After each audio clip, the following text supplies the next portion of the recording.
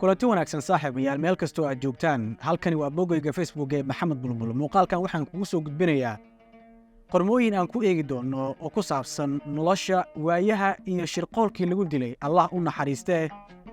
dad xureeye Xaaji Sheekh Xasan Barsane oo kamid ahaa culimadii waaweynaa ee gumaysigii Talyaaniga iyo sidoo kale dawladda Ethiopia kula dagaalamay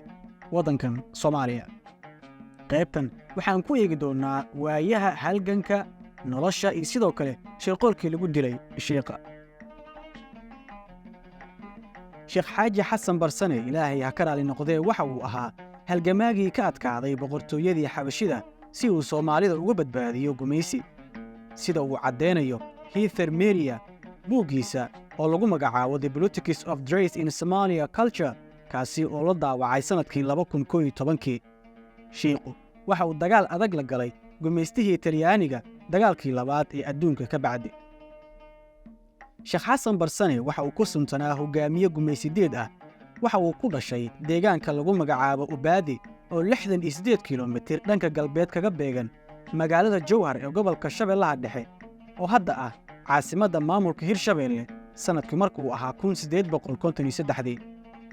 Xaaji Barsane markii uu Qur'aanka xifdiyay isagoo oo weli yar ayuu bilaabay barashada culuumta diinta aabihiis waxa uu ahaa oday dhaqan oo aad loo ixtiraamo geesina ahaa xaajiga qoyskiisa waxay ahaayeen xoolo dhaqato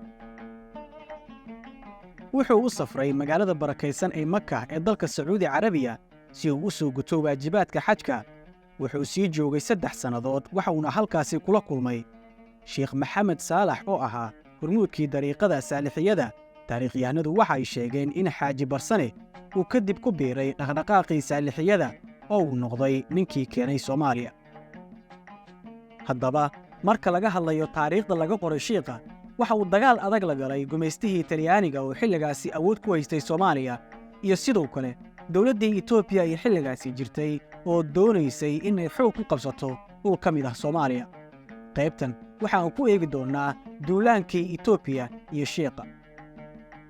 dabyaqadii 1800 iyo horaantii 1990aadkii in ka badan 3000 oo fardooley amxaara ah uu hogaaminayay abaanduulihii amxaarada kaasi oo lagu magacaabi jiray Ras Makonin ayaa soo galay dooxada webiga Shabeelle oo isku xira dhulka sare ee Ethiopia iyo sidoo kale Soomaaliya ujeedka amxaarada ayaa ahaa in ay qabsadaan dhulka Soomaalida oo ay ku ballaariyaan boqortooyada Xabashida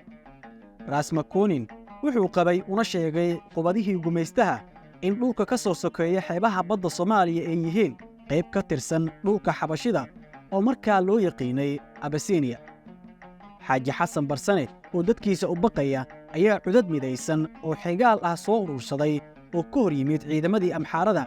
ciidamada Sheekh Xasan Barsane waxay haysteen 16,000 oo qoray iyo ciidan lug iyo fardooley isugu jiray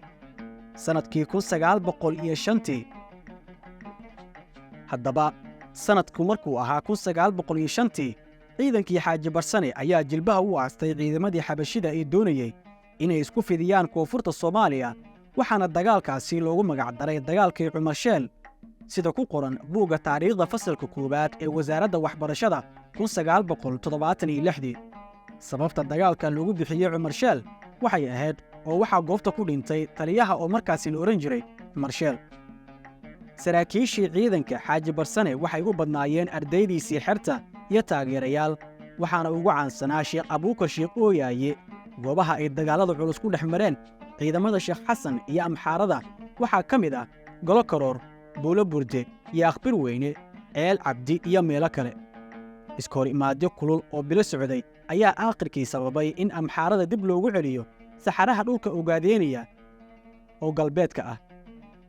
Sheekh Xasan Barsane waxa uu xiriir fiican la lahaa ciidamadii daraawiishta ee Sayd Maxamed Cabdulle Xasan iyo sidoo kale suldaan la oran jiray Ololdiin oo ahaa suldaan awood badan oo mustaxiil ka talin jiray kaasoo mar dambe gurmud u soo xiray ciidankii Sheekh Xasan Barsane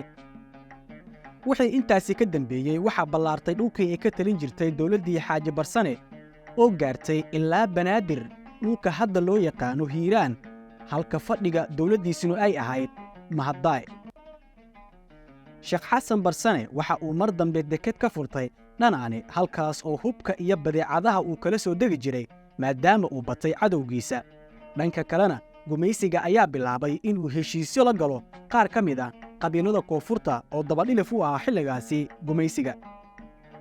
haddaba halkaas aynoo joogto qaybta koowaad ee sheekada ku saabsan waayaha halganka iyo sidoo kale shirqoolkii lagu dilay Sheekh Xasan Barsane oo ka mid ahaa culimmadii gumaysiga kula dagaalamay Soomaaliya. sheekadan waxaa qoray Cabdalle Axmed Muumin. qaybta labaad waxaan idiin soo gudbin doonaa maalmo kadib. waa mahadsantihiin.